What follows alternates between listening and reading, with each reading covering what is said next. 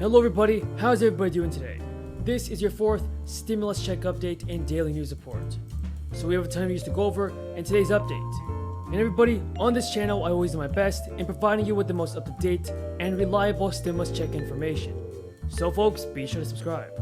Now the Senate voted to move forward on a bipartisan infrastructure bill after weeks of negotiations on Wednesday, clearing a key procedural vote on a bill that includes $550 billion in new spending for infrastructure projects across the country. The vote to advance legislation Wednesday night was 67-32, with 17 Republicans joining Democrats voting in favor. 60 votes were required to move the bill forward, and the text of the proposal had not yet been released when the vote took place. As recently as this week, folks, negotiations over the proposal appeared on the brink of collapse. But Senate Republicans announced earlier Wednesday that they had reached an agreement with the White House and Senate Democrats over the major issues in the bill. The proposal includes some of President Biden's top domestic priorities and provides billions of dollars in funding for bridges, roads, broadband internet, and public transit over the next 5 years. It encapsulates so-called hard infrastructure and is separate from Democratic efforts to pass a $3.5 trillion package. In a statement, everybody, before the vote, President Biden said, "This deal signals to the world that our democracy can function, deliver, and do big things.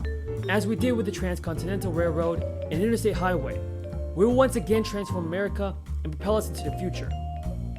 What are your thoughts on the current infrastructure bill, everybody? Tell me in the comments down below.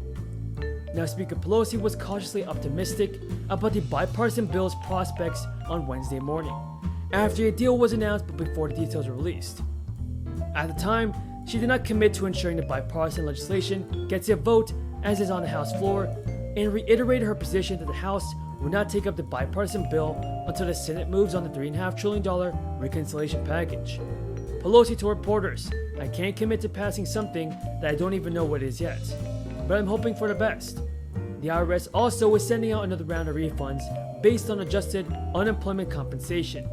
Some 1.5 million taxpayers will receive refunds averaging more than $1,600 based on their previously filed income taxes.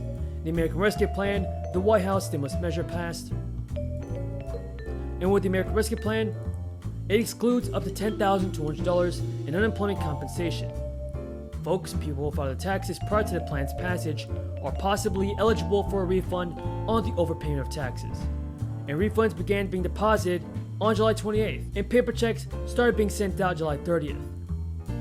The IRS efforts focused on minimizing the burden on taxpayers so that people won't have to take up additional action to receive the refund. The IRS review means most taxpayers affected by this change will not have to file an amended return because the IRS employees have reviewed and adjusted their tax returns for them. So folks, that's all the news in this video. If you guys found this video useful and helpful, then do not forget to subscribe to my channel and give this video a like. Security has been the most successful social program initiated by the federal government in the history of this country. And we understand that in the last 75 years, in good times and in bad times, Social Security has paid out every nickel owed to every eligible beneficiary at a relatively modest administrative cost. That is an forward. And under leadership of Congresswoman Rosa DeLauro, Appropriations Committee, Tim Ryan, the vice chair, the chair of the committee, the subcommittee of jurisdiction, Congresswoman Zoe Lofgren, chair of the Committee of Jurisdiction Authorization, House Administration Committee, the Senate finally took up the bill. We had a better bill months ago. This is a bill a few months later and lots of money short. But again, it is important for us to go forward, find ways to supplement.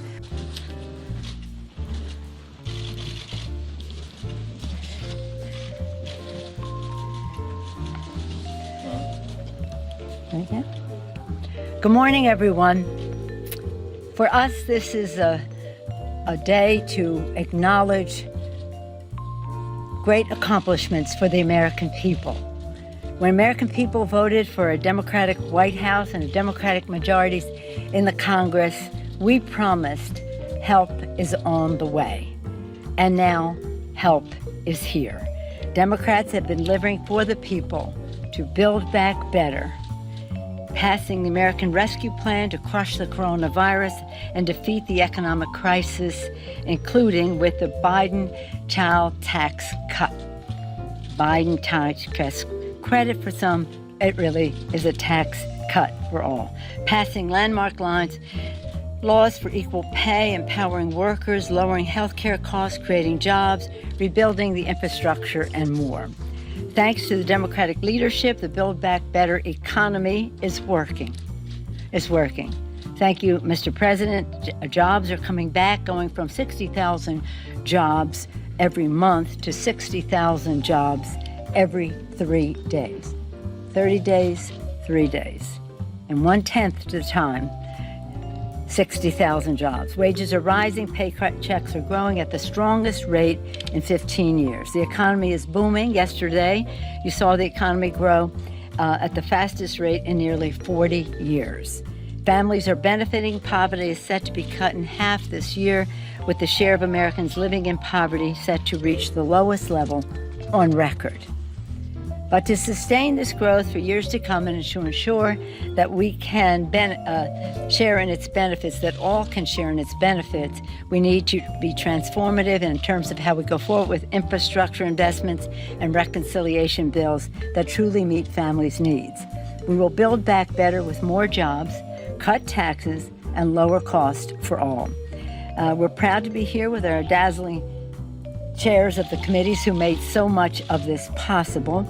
You'll be hearing from Leader Steny Hoyer, Whip Jim Clyburn, Assistant Speaker Catherine Clark, and our committee chairs stand ready to answer any questions about what is happening. Right now, we are celebrating record-breaking accomplishments on the passage of the appropriations bills, thanks to the virtuoso performance of our great chair, Rosa DeLauro. We are just so grateful to Frank Pallone for, in every one of the bills for the last year and a half, that he has been there to help with crushing the virus, and now truly doing so, and actually having an impact on the infrastructure legislation as well. Our chair, Peter DeFazio, is just a maestro at all of this. He knows issues that relate to infrastructure better than anyone. He's been at it for decades on the Committee of Jurisdiction, and now so proudly for all of us as its chairman. But he also knows how to save the planet, and the combination of those two is absolutely